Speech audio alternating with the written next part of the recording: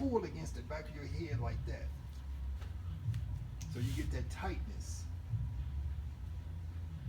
And you don't, and you want your neck and your neck to stay lengthened and extended. You don't want your shoulders to drop down by your ears. So you keep all of this lifted up into there, right?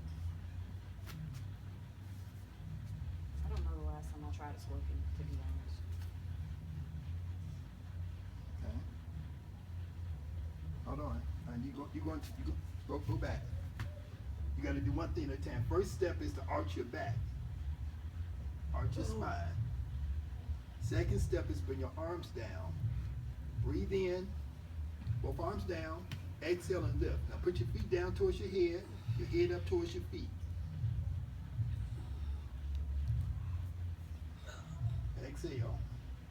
Bam. Get it. Now, put your head back down. Straighten your legs.